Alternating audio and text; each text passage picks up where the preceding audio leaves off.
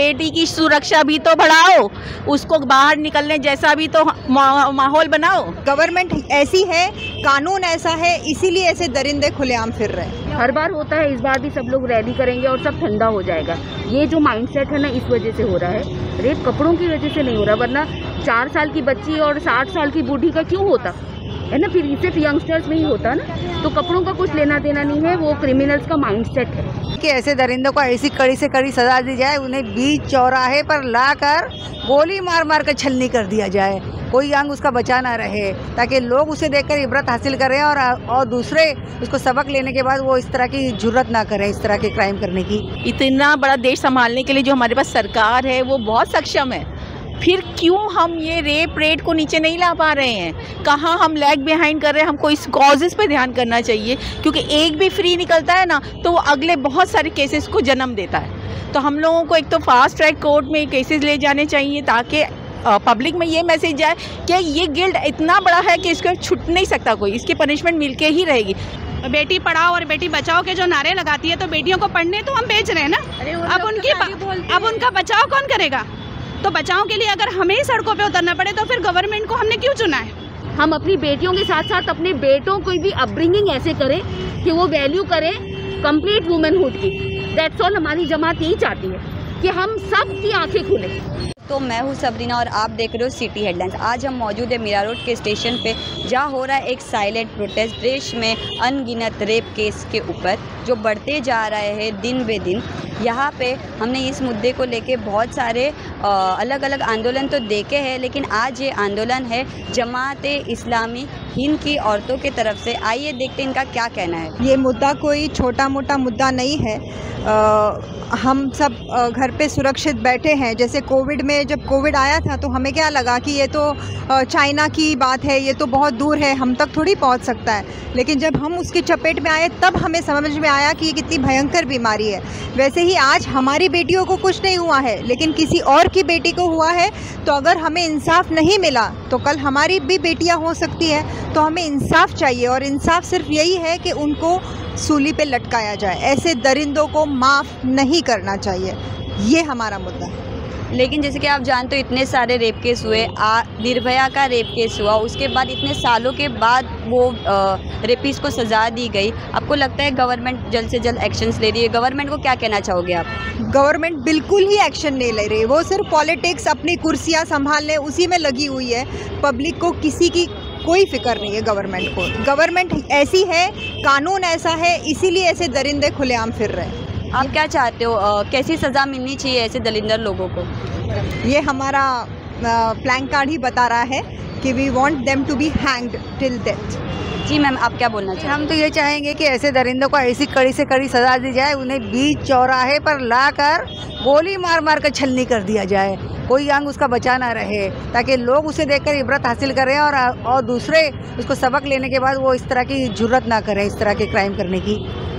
जैसे कि लोग ये भी बोलते हैं कि छोटे कपड़े पहनने की वजह से रेप होता है। तो बच्चियों का जो रेप हो रहा है, तो उनका रीज़न तो ये नहीं है कि छोटे कपड़े पहने। इस पर क्या बोलना चाहोगे आप? जी मैं ही बोल रहा हूँ कि ऐसी कोई कैटेगरी नहीं कि छोटे कपड़े, अब वो 4 साल की बच्ची क्या ही पहनी होगी, है ना। तो बात यहाँ पर कपड़ों पर नहीं है, बात है सामने वाले की जेंट्स की मेंटालिटी जो हो गई है। और हमारा जो हम इजी ले रहे हैं कि हर बार होता है, इस बार भी सब लोग रैली करेंगे और सब ठंडा हो जाएगा। ये जो माइंडसेट है ना, इस वजह से हो रहा है। रेप कपड़ों की वजह से नहीं हो रहा, वरना 4 साल की बच्ची और 60 साल की बूढ़ी का क्यों होता है ना। फिर सिर्फ यंगस्टर्स में ही होता ना, तो कपड़ों का कुछ लेना देना नहीं है, वो क्रिमिनल्स का माइंडसेट है। और हमारा जो ये होता है ना, जो सज़ा देने का बहुत थोड़ा सा लीनियंट वाला है। अगर एकदम कट्टर सज़ा हो तो एक की गलती सज़ा को देकर दूसरा 10 लोग फिर बच जाएंगे।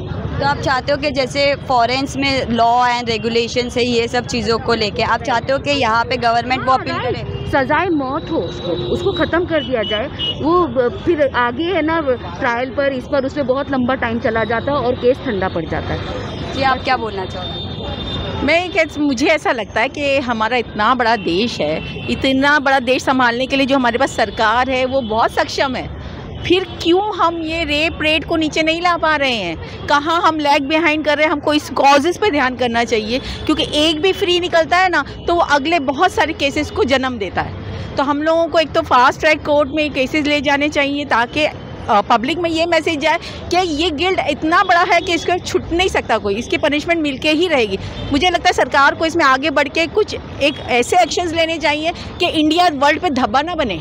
इंडिया को हमको प्रॉस्पेरिटी की तरफ लेके जाना। ये इंडिया हमारे क्या इंडिया हम बता रहे हैं सर दुनिया को, ये कोई दिखाने वाली चीज़ नहीं है। तो बस मेरा विश्वास है अपने सिस्टम पे, अपनी सरकार पे कि वो ज़रूर ऐसे एक्शंस लेगी कि इस केसेस को ख़त्म करेगी, ये मेरा विश्वास।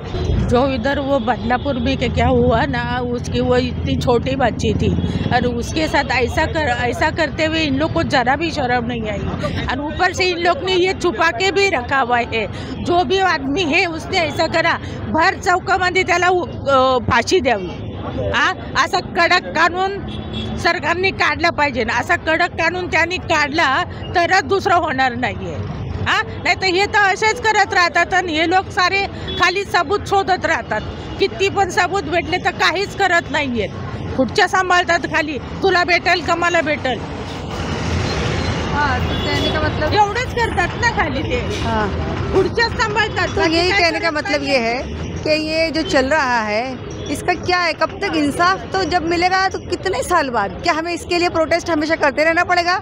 FIR के लिए प्रोटेस्ट किया जा रहा है, मिसगाइड किया जा रहा है, बताया जा रहा है कलकत्ता के लिए कि बच्ची तुम्हारी सुसाइड कर रही है, जबकि सब सबूत सामने है। वही कि बच्चा भी नहीं कहेगा कि ये जो हो गया है वो सुसाइड है। उसके भी गरज नाहीये। अच्छा चौकामध्ये त्याला लटकून शनी फाशी द्यायची डायरेक्ट, तर एकाला फाशी दिली ना तरी पुढचा तो विचार करेल त्याची। आप कुछ बोलना चाहोगे? जी मैम, मैं ये बोलना चाह रही थी कि हमारा जो इंडिया है, हिंदुस्तान है, जिसमें नारी शक्ति और नारी सभ्यता को बहुत ज़्यादा प्रायोरिटी दी जाती है, आज कहीं ना कहीं ये इसीलिए भी किया जा रहा है, इनकी हिम्मतें इतनी भी बढ़ गई है कि एक एज अ वुमेन वो सिर्फ एक सेक्सुअल ऑब्जेक्ट समझते हैं। और ये जो गंदी सोच उभर रही है, इसके पीछे कहीं ना कहीं ये भी वजह है कि आज जो फेमिनिज्म उभर रहा है, या औरतों को जो उनके हक़ के लिए वो बात कर रही हैं, या वो उनके हक़ के लिए लड़ रही हैं, या उन्हें कहीं ना कहीं प्रायोरिटी दी भी जा रही है, तो इसको दोबारा से दबाया जाए, दोबारा से जो है वुमेंस के साथ इस तरह की हरकतें की जाए। जैसे अभी आपने कलकत्ता का जो जिक्र किया, तो उसमें अब जो एक लेडी डॉक्टर हैं, जिनके इंटरव्यू में उन्होंने कहा कि अब हम नाइट शिफ्ट करने से डर रही हैं। और इवन इसी तरीके से अब हम वुमेंस भी आफ्टर यानी किसी वजह से मजबूरी में भी अगर हम निकलती हैं, तो अब हमें हमारी कौन रक्षा करेगा, कौन हिफाजत करेगा? अगर एक मर्द हमारे पीछे नहीं है किसी भी वजह से, तो आज इस तरह का माहौल क्रिएट किया जा रहा है कि औरतें फिर से जो है वो जिस दीवारी से निकली थी उसी में उनको दोबारा से कैद कर दिया जाए। ये भी एक मेंटालिटी है कि जिसके बारे में हम सबको गौर करना चाहिए, और हमारी गवर्नमेंट को चाहिए कि वो बेटी पढ़ाओ और बेटी बचाओ के जो नारे लगाती है, तो बेटियों को पढ़ने तो हम भेज रहे हैं ना, अब उनका बचाव कौन करेगा? तो बचाव के लिए अगर हमें ही सड़कों पे उतरना पड़े, तो फिर गवर्नमेंट को हमने क्यों चुना है?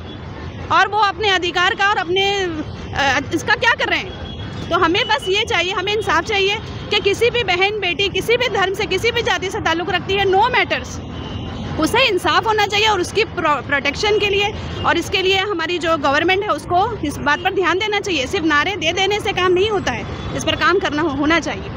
जी आप कुछ कह रही थी? मैं यही बात को दो शब्दों में ज़रूर दोहराना चाहूँगी कि ये बहुत हो गया, बेटी बचाओ बेटी पढ़ाओ, बेटी की सुरक्षा भी तो बढ़ाओ, उसको बाहर निकलने जैसा भी तो माहौल बनाओ।